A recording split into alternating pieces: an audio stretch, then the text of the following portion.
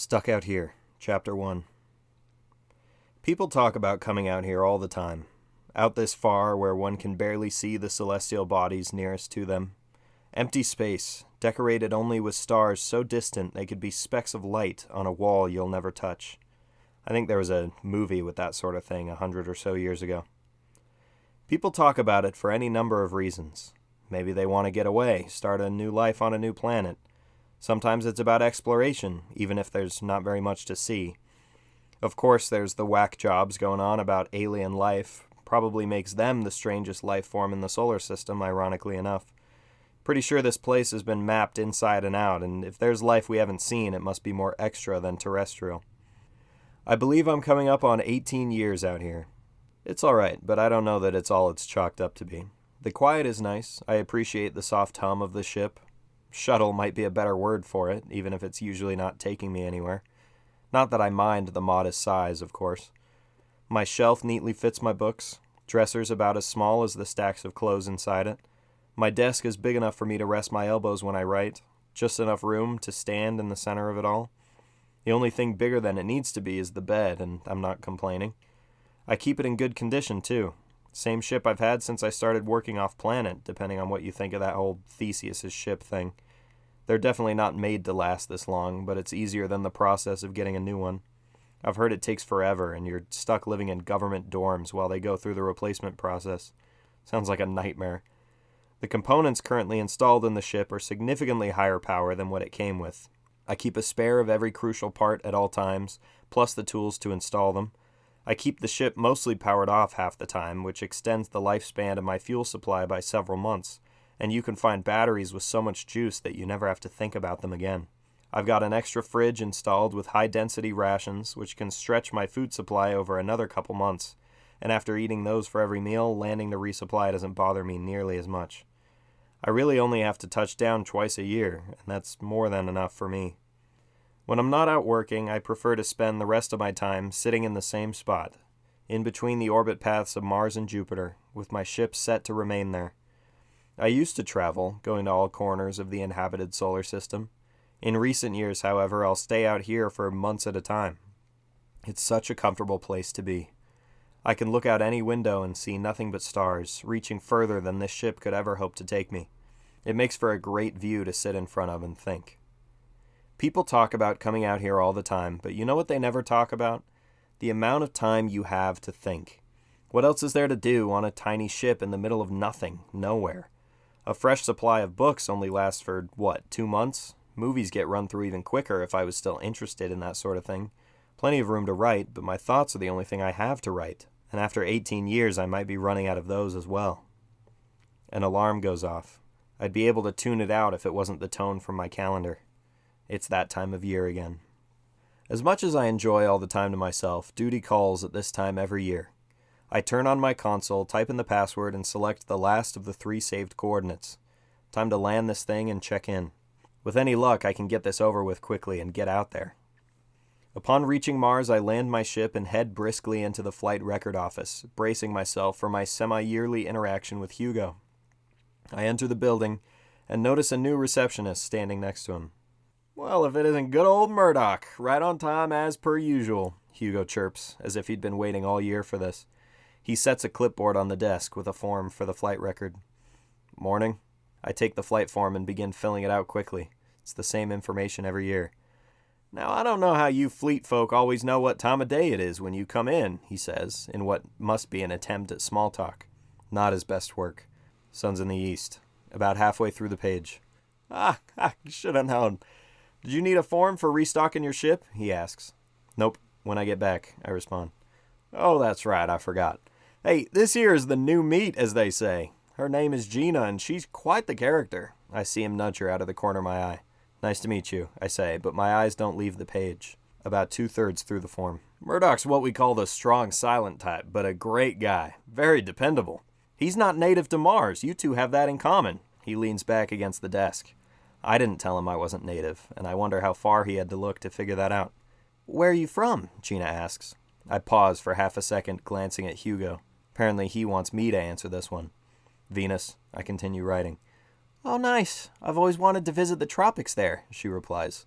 She seemed quiet. I didn't think it would spark conversation. It's all tropics. Almost finished. I've heard so much about these underwater domes, she continues, where you can watch the ocean above you. I think sitting in one of those during a Venus thunderstorm would be magical. I pause. Just for a moment. Then I continue writing. Sounds like paradise, right? Hugo remarks.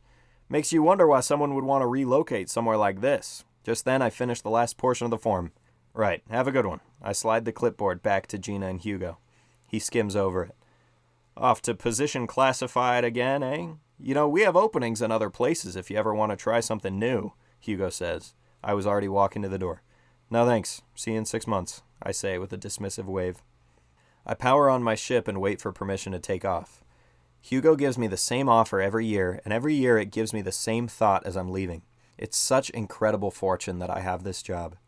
Station Weir is a mobile space station built by the government of Mars. It's a massive self-sustaining craft with comfortable living facilities, a decent laboratory, and extensive flight and defense capability.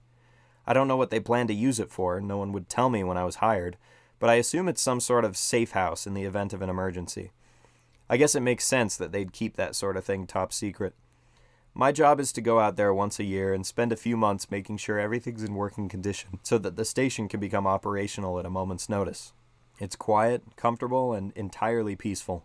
Just me, the station, and some pretty simple engineering to keep me busy. The pay's not bad, and it's pretty nice to have something to do other than think.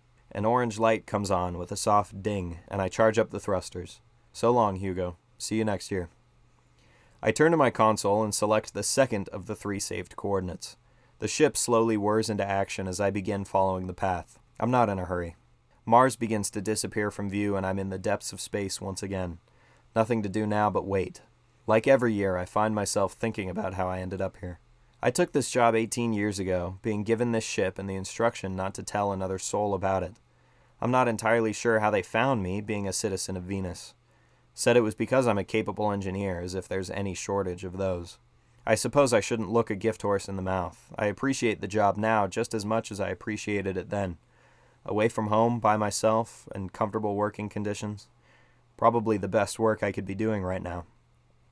I believe that's as far back as I want to think. I can see a bright light off in the distance, which at this point I can easily recognize as Jupiter.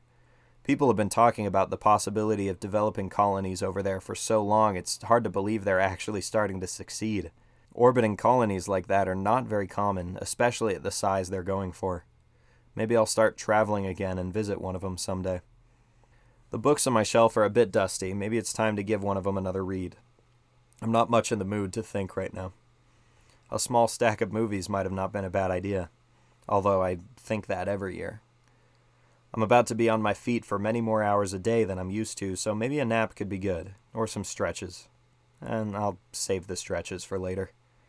I double-check the autopilot and climb into my bed at the back of the room. I set my alarm to wake me once I'm about an hour out. This tone's a lot nicer than the one my calendar emits, maybe because I don't have to talk to anyone once it goes off. I wearily sit up and look out the front window. Station Weir is in clear view, and if I wasn't so familiar with it, I'd easily underestimate its scale from this side alone. A massive sphere with the occasional divot along its surface, covered in colors clearly reminiscent of Mars, likely the natural shade of the materials. It's not a very pretty sight, but aesthetics would be difficult to focus on with a structure so big. It'll be a few minutes before I have to disable the autopilot and manually dock.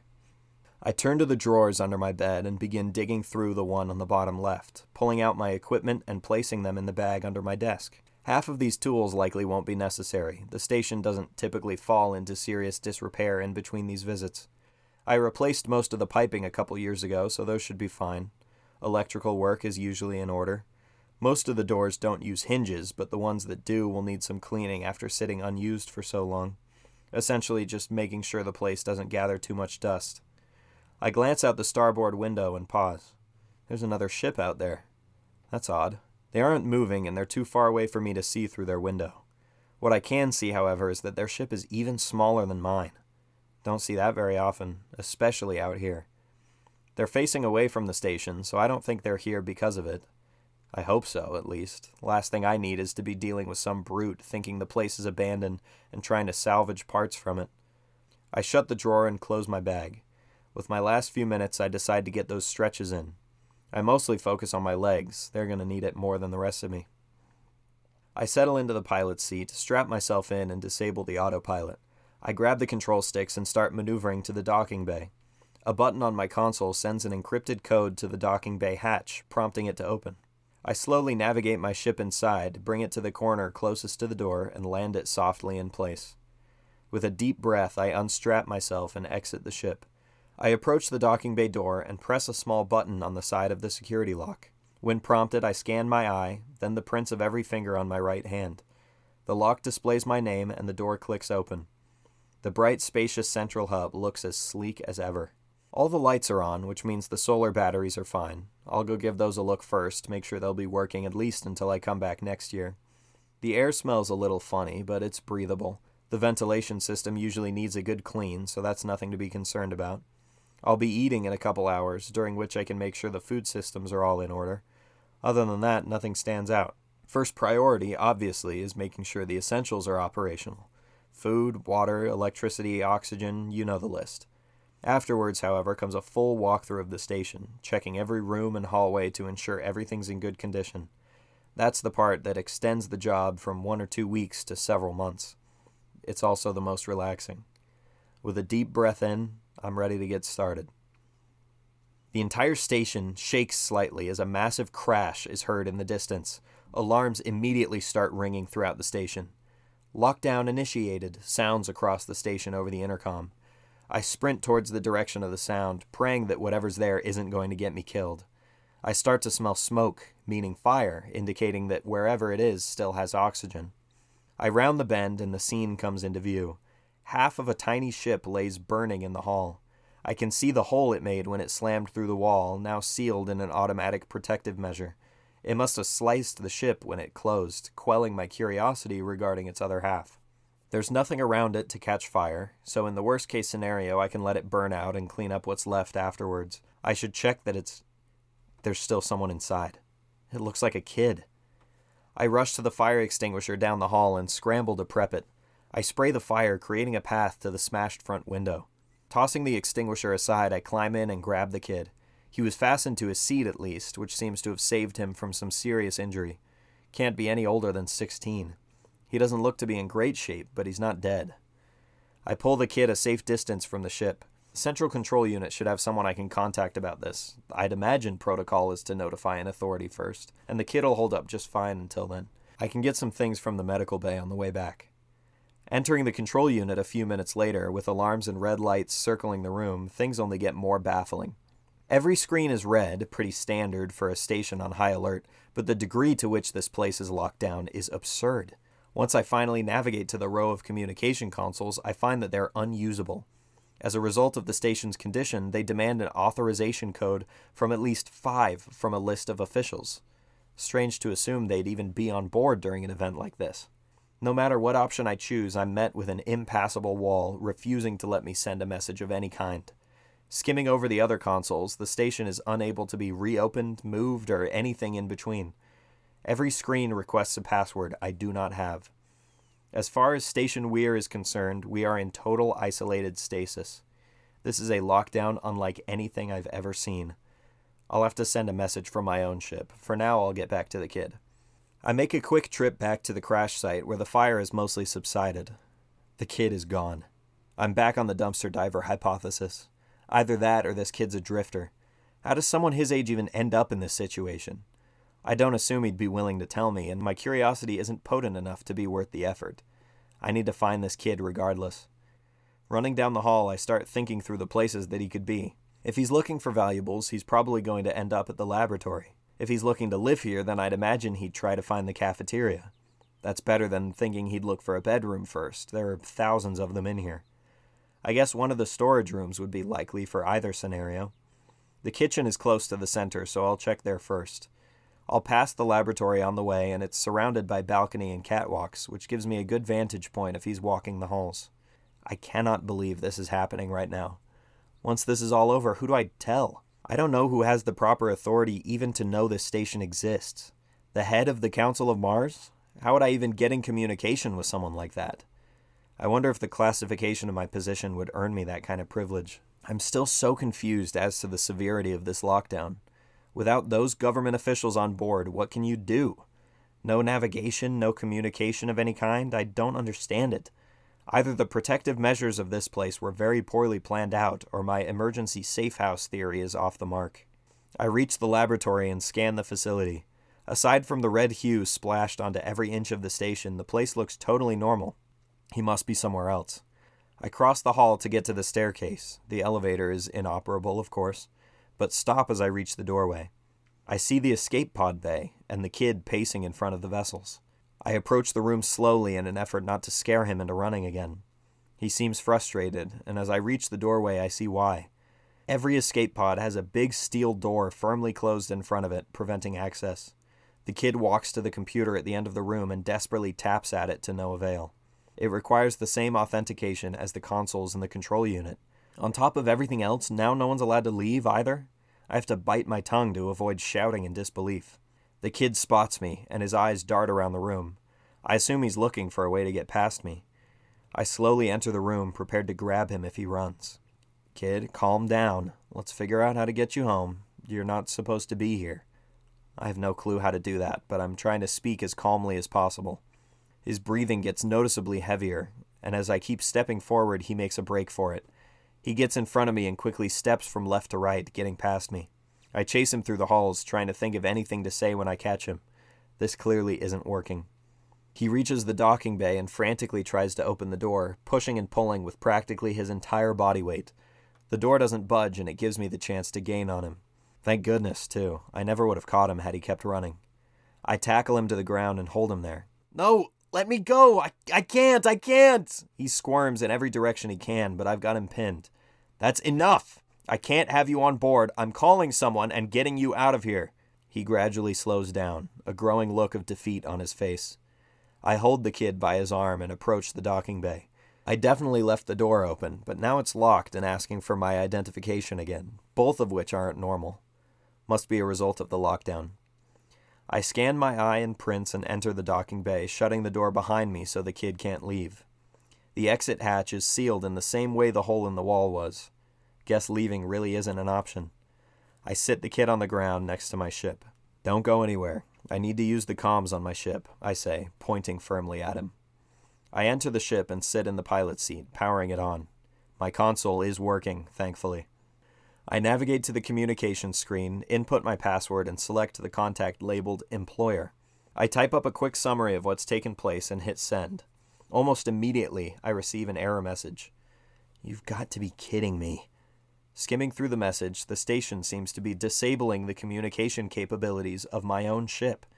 I'm growing doubtful of my suspicion that this lockdown was merely planned poorly. With a sigh, I power off the ship and exit. The kid is still sitting there with the same dejected look on his face. He glances up at me. Comms aren't working. You can stay for now, but only until I figure out a way to get in touch with someone. He sits up a bit. I know this place inside and out, so don't pull anything. Got it? He nods with more enthusiasm than I was expecting. It's almost like he's relieved with the outcome. His eyes follow me as I walk past him, and he hops up to trail behind me as I start opening the door to leave. End of Chapter 1.